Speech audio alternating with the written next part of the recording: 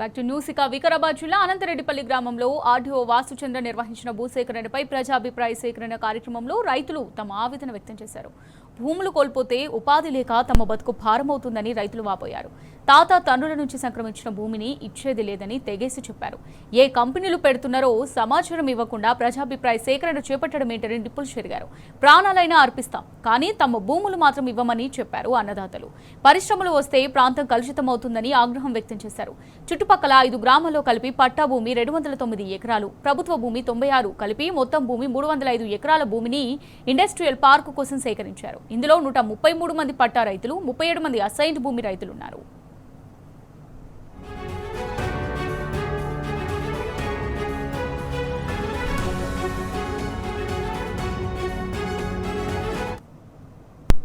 ఆప్టైంది clarification అది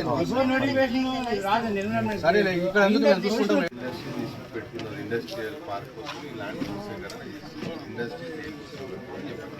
సబ్సిడినల్ గా physical గా ఉన్న సార్ ఇప్పుడు కొందరికి మీ అందరికీ తెలుసు పట్టేదారు ఒక సర్వే నంబర్లు ఉన్నాడు, ఫిజికల్ ఇంకో దగ్గర. మీదిగడ్డ వెంకటాయింది 146 సర్వే నెంబర్ల మాది మొత్తము ఈ ల్యాండ్ కంపాటబిలిటీ 5 ఎకరాలు 3 గుంటలు ఉంది సార్ మాకు. ఇప్పుడు కనీసం మా భూములు పోతున్నాయి మా అమ్మ నాన్నలకు చెప్తే వాళ్ళు ఆదర్శపడతారని చెప్పి ఎట్లా పోతో చెప్పని చెప్పి వాళ్ళకి ధైర్యం ఇస్తున్నాం. ప్రతిసారి ముసలోళ్ళకు 10 మంది ఉన్నారు సార్. మా పెద్ద మంది మా పెద్ద ఆయన ఉన్నారు, అంతా వాళ్ళందరూ చనిపోయినా కూడా ముసలోళ్ళు పెట్టుకుందాం మీ భూపతు. ఆ భూమి కోసం మా జీవన ఆధారమే భూమి, మా బ్రతికే భూమి. మాకు వ్యవసాయం తప్పితే వేరే విషయం మనం ఏం చేయలేము. రైతు రాజు చేస్తామన్నారు, రైతుని అన్యాయం చేసినటువంటి కార్యక్రమం చేస్తుంది సార్. ఇది పద్ధతి కాదు సార్. మాకు ఎటువంటి మాకు భూములు ఉంటేనే చాలా సంతోషం. మా జీవనోపాధి మాకు భూమి.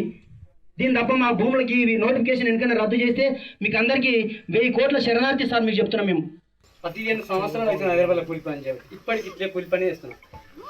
9 వరకు ఉదయం పొద్దుగాల 9 గంటలకు వెళ్ళి రాత్రి 9 గంటల కష్టం చేసి ఉన్న 2 ఎకరాలున్నారా గవర్నమెంట్ చూసుకునే ఈ అప్పులు చేసుకొని ఈ పంటల బతకలేక పిల్లలను బతికించలేక కూలి పని చేసి వాళ్ళని పెద్ద చేసి చదివిపించి ఇప్పుడు 2 years సంవత్సరం అయితే నా 2 బిడ్డలు నేను మ్యారేజ్కి వస్తారు ఒకరు. నేను వాళ్ళకి ఏమి ఇవ్వాలి, నా పొట్ట జీవనం ఏం బతకాలి, నేను కూలి చేసి ఈ బతుకు ఎట్లా బతకాలి. ఉన్న 2 ఎకరాలని వచ్చే సంవత్సరం అయితే నా బిడ్డలు ఇద్దరు ఏదో వాళ్ళు బతుకుతారు, వాళ్ళని మ్యారేజ్ చేస్తా వచ్చి ఏదో చేతనైన కాడికి ఇంత దోషుడో పువ్వున దీన్ని గంజో బతుకు ఈ ఊళ్ళో బతుకుతా అనుకున్నా. ఉన్నదైతే ఈ సంవత్సరం ఇది వచ్చి నాకు ఇది ఒక్కటే సంవత్సరం సార్ వచ్చి నేను బతుకుతా ఊళ్ళో అనుకున్నా.